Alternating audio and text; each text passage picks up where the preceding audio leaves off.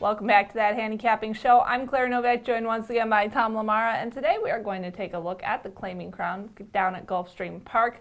A couple of races on the card that we'll focus on, but Tom, this is a good day of racing overall for some hard-knocking horses. Yes, it is. The Claiming Crown started in 1999 at Canterbury Park in Minnesota, and it's held the course. They've run it every year since, and it's actually gotten a lot stronger the last couple of years. Of course, it's moved around between then, but the last couple of years they've had it in Florida. The Florida Horsemen and the racetrack have committed to it. And what it is, it's a series of starter allowance races, even though the purses are generally over $100,000. Actually, they're all over $100,000 this year. For starter allowance races are for horses who ran for a certain claiming price or less within a certain time period. And in this case, it's since January of 2013. And what that means is that some sharp trainers and owners can spot a horse that's running for a cheaper tag and try to improve on them. And this card is loaded with those kind of horses. There's actually horses who have been claimed, have run in graded stakes, and are now in the Claiming Crown races. So it should be a very good day of racing. And we're going to take a look at the Claiming Crown Jewel, which is pretty much the anchor feature on the card. $200,000 a mile and an eighth for those older horses, for 3-year-olds and up. And in this race, you do, like you mentioned, have some horses that are pretty familiar to people. And a horse that you and I are both very interested in is Chero.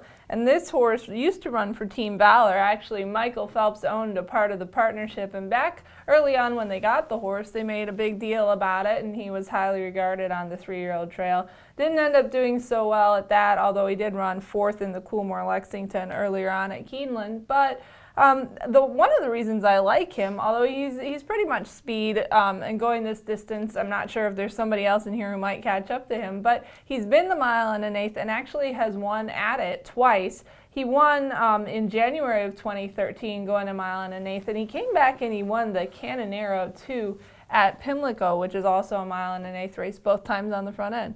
Yes, he was claimed for $25,000 at Laurel Park by trainer Dane Kabisky. Former jockey. A former jockey who has an excellent win percentage at the Maryland tracks and really wherever he ships. And he's very, very good at picking out horses. I think that's been proven over the years. Brings in his go-to jockeys, Hessley Evans from Maryland, to ride the horse. Drew the inside post in a very bulky field. And quite frankly, the way he's been running at Laurel his last 2 times at a 1-turn mile, I think he is the absolute stretch out speed, and I think he's got a shot to wire the field. Yeah, he's a 4-year-old by Mr. Greeley. He's won his past 3 in a row, so definitely merits some consideration.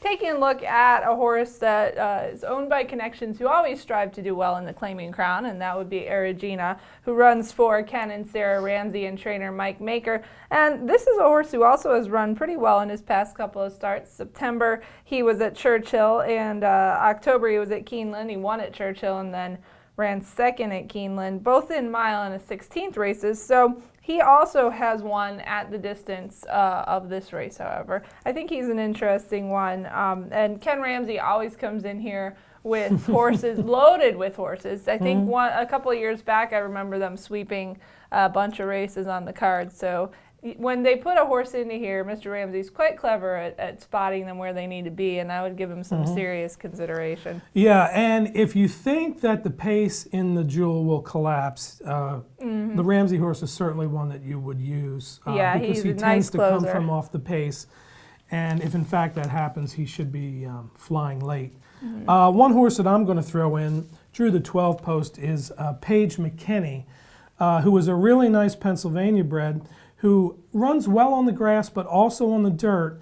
And you may not think that the horse has really kept good company, but there were some Pennsylvania bred races that he's run in with a Road Hog, one horse that is a really, really good turf horse.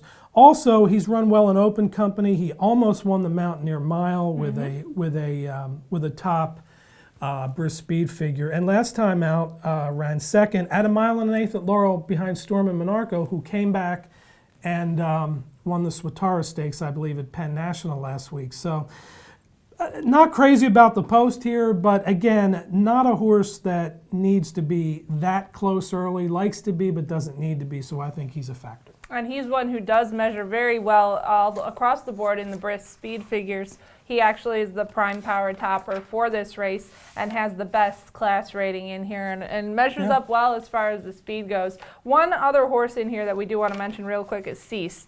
That is a horse who was bred by Claiborne and Adele Dilschneider and has been running okay. He was actually claimed from David Jacobson, who was when he was running in New York.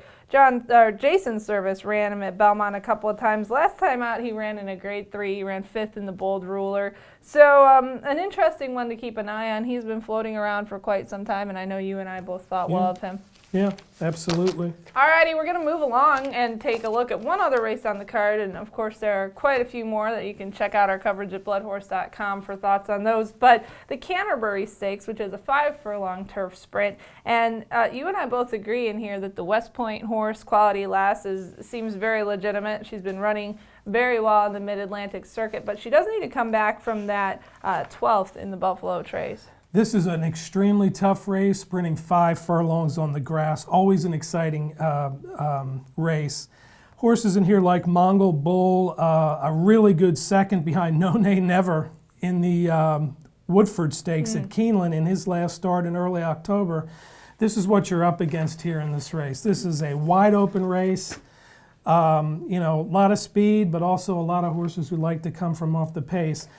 If you're fortunate, you may make some money in this race if you pick a couple of the right ones. This is a great race. Alrighty, well, it's a little bit of a quiet weekend as far as graded stakes go, but Gulfstream is going to keep us busy and interested with this exciting card. I almost forgot.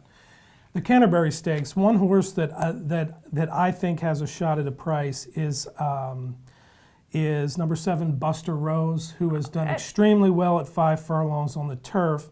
Hasn't been keeping the same company as a couple of these horses, but seems to excel at the distance, has enough speed to keep close, and then he runs on late for Stephen Dunn. Jeremy Rose is riding again. He's won with the horse 3 times. Alrighty, and I would not disregard Mongolian Saturday. Go back and look at the PPs and you will see why.